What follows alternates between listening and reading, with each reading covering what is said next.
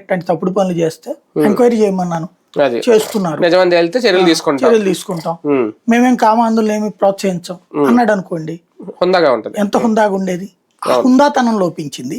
రెండవది, అమ్మాయి character assassinate చేస్తూ వీళ్ళు మాట్లాడడం ద్వారా ఏంటి, వీళ్ళు ఇదివరకు వాళ్ళని సైకోలు అన్నారు, వీళ్ళని ఏమనాలా, శాడిస్ట్లు అనాలా? వాళ్ళు సైకోలు అయితే వీళ్ళు శాడిస్ట్లు అనాలా? ఎంత దారుణంగా అవమానిస్తున్నారు అమ్మాయిని.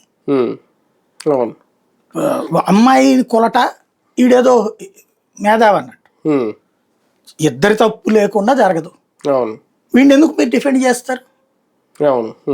అదే ఉంటే వాళ్ళు సాక్షికి వెళ్ళింది అమ్మాయి అంటే, సాక్షి ఏంది అందరి దగ్గరికి ముందు మాట్లాడింది, ఎవడు వేయలేదు, నీ పార్టీ ఆఫీస్కే మాట్లాడా, చంద్రబాబు దగ్గరికి వెళ్ళి మాట్లాడా, మీరు ఎవరు పట్టించుకోని తర్వాత కదా.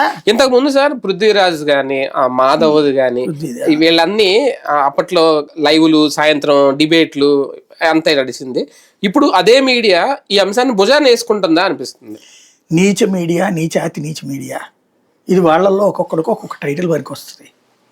సంస్కారం ఎప్పుడో చచ్చిపోయినటువంటి విషపురుగులవి, సమాజాన్ని విధ్వంసం చేసేటటువంటి రాజకీయ స్వార్థాల కోసం జర్నలిజాన్ని చంపేసినటువంటి హంతకులు వాళ్ళు.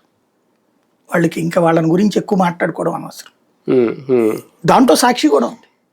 సాక్షి ఏం నిజాయితీగా లేదు. సాక్షి మొదటి నుంచి రాజశేఖర్ బొమ్మ పెట్టుకుని